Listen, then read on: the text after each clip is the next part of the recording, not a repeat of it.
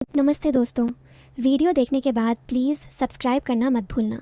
मैं इन वीडियोस को बनाने में बहुत मेहनत करती हूँ और जो भी सब्सक्राइब करेगा मैं दुआ करती हूँ कि उसकी ज़िंदगी बहुत अच्छी, धनवान और खुशहाल हो।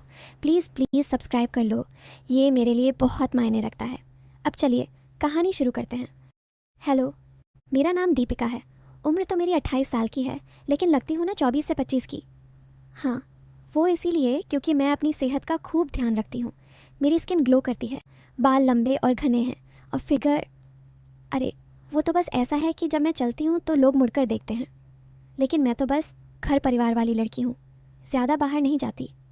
शादी को 5 साल हो गए हैं और मेरे पति राजेश हैं, जो बहुत अच्छे इंसान हैं। हम एक जॉइंट फैमिली में रहते हैं, जहाँ सास ससुर, देवर अमित और कुछ रिश्तेदार भी आते जाते रहते हैं। अमित मेरा देवर है, राजेश से छोटा, उम्र होगी 24 से 25 साल की। वो बहुत स्मार्ट है, पढ़ाई में तेज़ और घर का काम भी करता है। लेकिन कभी कभी उसकी नज़रें, अरे वो तो बस ऐसे ही शायद मेरी कल्पना होगी। खैर, आज मैं आपको अपनी एक ऐसी कहानी सुनाने वाली हूँ जो मेरी ज़िंदगी में घटी। ये कहानी थोड़ी अलग है, इसमें थोड़ी मिठास है, थोड़ी मसाला है, लेकिन अंत में सब कुछ साफ साफ निकल आएगा। सुनिए ध्यान से, क्योंकि ये लंबी है और हर पल में कुछ न कुछ छिपा है। तो बात उस वक्त की है जब हमारा परिवार एक पुराने घर से नए घर में शिफ्ट हो रहा था। वो घर गांव के पास था, लेकिन शहर जैसा लगता था क्योंकि अमित ने कंप्यूटर का बिजनेस शुरू किया था। मैं घर संभालती थी, राजेश बाहर काम पर जाते थे और अमित घर से ही अपना काम चलाता था। एक दिन सुबह सुबह मैं किचन में चाय बना रही थी। बाहर धूप निकल रही थी, लेकिन घर में अभी ठंडक थी। अमित कमरे से निकला, उसके बाल बिखरे हुए थे और वो टी शर्ट में था। भाभी, चाय मिल जाएगी? उसने मुस्कुराकर पूछा। मैंने हंसकर कहा, हाँ देवर जी, अभी बना रही हूँ, तुम्हारी वाली स्पेशल, ज़्यादा मीठी। वो हंसा और कहा, भाभी आपकी हाथ की चाय में तो वो बात है जो कहीं नहीं मिलती, इतनी गर्म और स्वादिष्ट। मैंने सोचा, गर्म चाय तो सबकी होती है, लेकिन उसके कहने का तरीका थोड़ा अलग था। खैर, मैंने चाय दी और हम दोनों बालकनी में बैठ गए। वो मुझे अपनी नई कंप्यूटर स्क्रीन दिखाने लगा। देखो भाभी, ये नया मॉडल है, टच स्क्रीन, इतना स्मूथ कि उंगली फिसलती जाती है। मैंने छुआ तो सच में स्लिपरी लगी। वाह अमित, ये तो मज़ा आएगा इस्तेमाल करने में, मैंने कहा। वो मुस्कुराया। हाँ भाभी, कभी ट्राई करो, मैं सिखा दूंगा, हाथ पकड़कर। हाथ पकड़कर, मैंने मन में सोचा, शायद कंप्यूटर सिखाने के लिए। लेकिन उसकी आंखों में वो चमक, ना, मैं ज़्यादा सोच रही हूँ। फिर दिन गुजरता गया। अमित का कमरा मेरे कमरे के बगल में था और शाम को वो अक्सर मुझे बुलाता। भाभी, ज़रा देखो ना, ये प्रोग्राम क्यों नहीं चल रहा? मैं जाती और वो मुझे कुर्सी पर बिठाता, उसके हाथ मेरे कंधे पर रखकर माउस चलाता। देखो भाभी, यहाँ क्लिक करो धीरे से, ज़्यादा ज़ोर से मत दबाना, नहीं तो हैंग हो जाएगा। मैं हंसती। अमित, तुम तो एक्सपर्ट हो, मैं तो बस देख रही हूँ। लेकिन उसके करीब होने से एक अजीब सी गर्माहट महसूस होती। राजेश बाहर थे, वो काम से लेट आते। अमित कहता, भाभी भैया नहीं है तो मैं हूँ ना, कोई काम हो तो बताना। रात को भी? रात को? मैंने पूछा। क्या मतलब? वो हंसा। अरे अगर नींद ना आए तो बातें कर लेंगे, मैं जागता हूँ लेट तक। मैंने सोचा, बातें तो ठीक हैं, लेकिन क्यों लग रहा है कि कुछ और है। खैर, मैंने टाल दिया। अगले दिन अमित ने कहा, भाभी मैंने एक नया गेम इंस्टॉल किया है, 2 लोग खेल सकते हैं, आओ ना ट्राई करें। मैं गई उसके कमरे में। गेम था एक तरह का पजल, जहाँ 2 कैरेक्टर मिलकर पहेली सॉल्व करते हैं। भाभी तुम्हारा कैरेक्टर मेरे साथ चलेगा क्लोजली, अगर अलग हुए तो गेम ओवर।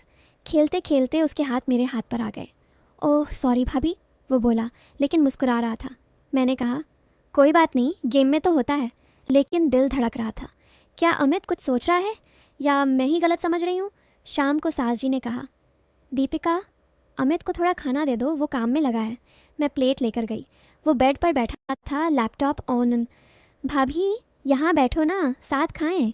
मैं बैठी और वो खाते खाते कहने लगा, भाभी तुम्हारी साड़ी आज कितनी अच्छी लग रही है, इतनी टाइट बंधी हुई कि फिगर हाईलाइट हो रहा है।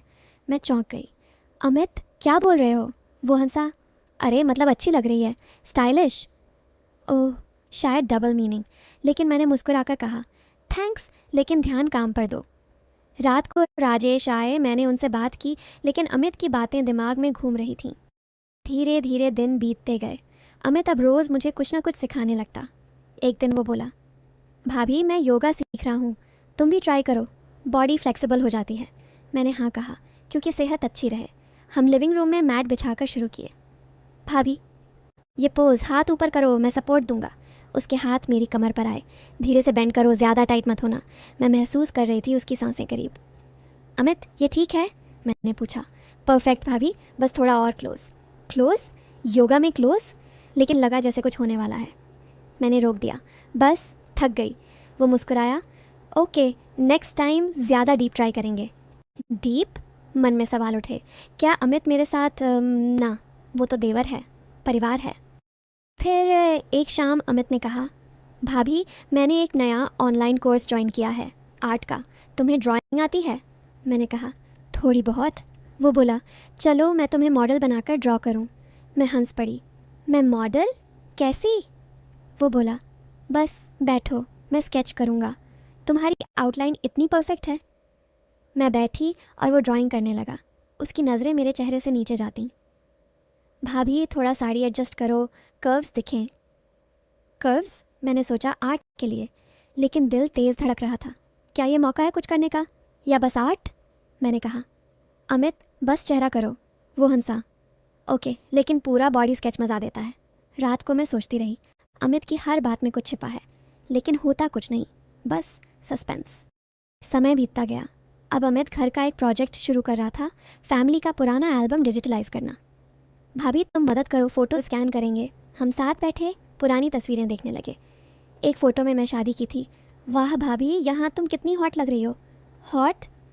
मैंने कहा, अमित भाषा संभालो। वो बोला, अरे मतलब ब्यूटीफुल, लेकिन सच में बॉडी शेप कमाल का। मैं ब्लश कर गई।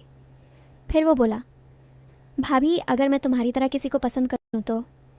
मैं चौंकी। क्या मतलब? वो हंसा, कुछ नहीं, बस ऐसे ही। लेकिन उसकी आंखें कुछ कह रही थीं। क्या प्यार है या कुछ और? सस्पेंस बढ़ता जा रहा था। एक दिन अमित ने कहा, भाभी मैं एक सरप्राइज़ प्लान कर रहा हूँ, लेकिन सीक्रेट। मैं उत्सुक हो गई। क्या है? वो बोला, बताऊँगा, लेकिन प्रॉमिस तुम साथ दोगी रात को। रात को मन में ख्याल आए, क्या कुछ प्लान है? मैंने हाँ कहा। शाम हुई, राजेश बाहर थे। अमित ने मुझे अपने कमरे में बुलाया। भाभी बंद आंखें करो। मैंने की। फिर वो बोला, ओपन। देखा तो कमरे में कैंडल्स और एक केक। हैप्पी एनिवर्सरी भाभी भैया की। ओह मैं भूल गई थी, लेकिन कैंडल्स? अमित ये रोमांटिक लग रहा है। वो हंसा, भाभी फैमिली के लिए, लेकिन तुम्हें स्पेशल फील कराना था। मैं भावुक हो गई, लेकिन फिर भी लगा जैसे कुछ मिसिंग है। धीरे धीरे अमित की हरकतें बढ़ती गईं। वो मुझे मैसेज करता, भाभी गुड नाइट, ड्रीम मी। ड्रीम मी? मैंने रिप्लाई किया, गुड नाइट, लेकिन सोचती रही। एक दिन वो बोला, भाभी मैं एक मसाज मशीन लाया हूँ, ट्राई करो, बॉडी रिलैक्स हो जाएगी। मैंने ट्राई की उसके सामने। अमित यहाँ दबाओ।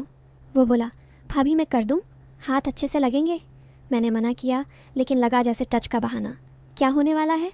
सस्पेंस पीक पर था। फिर एक रात राजेश घर पर थे, लेकिन अमित ने मुझे अलग बुलाया। भाभी कुछ बात करनी है, सीरियस। मैं गई। वो बोला, भाभी मैं तुम्हें पसंद करता हूँ बहुत। दिल रुक गया। अमित क्या बोल रहे हो, मैं तेरी भाभी हूँ। वो रोने लगा। नहीं भाभी, वो पसंद नहीं। मैं गे हूँ, मुझे लड़के पसंद हैं, लेकिन फैमिली को कैसे बताऊँ? तुम्हें सबसे क्लोज फील करता हूँ, इसलिए तुम्हारी हरकतें वैसी थीं ताकि कोई शक न करे, लेकिन अब बर्दाश्त नहीं होता। मैं स्तब्ध रह गई। सारा सस्पेंस, वो डबल मीनिंग, सब इसलिए क्योंकि वो अपनी सच्चाई छिपा रहा था। मैंने उसे गले लगाया। अमित मैं हूँ ना, हम साथ मिलकर फैमिली को समझाएंगे, तू अकेला नहीं है। और उस दिन से हमारा रिश्ता और मजबूत हो गया। अमित अब खुश है, अपनी ज़िंदगी जी रहा है, और मैं उसकी बेस्ट फ्रेंड। अंत में सब कुछ दिल छूने वाला निकला। थारकी सोचते रह गए, लेकिन सच्चाई कुछ और थी। ज़िंदगी ऐसी ही है, दो तरफ वाली।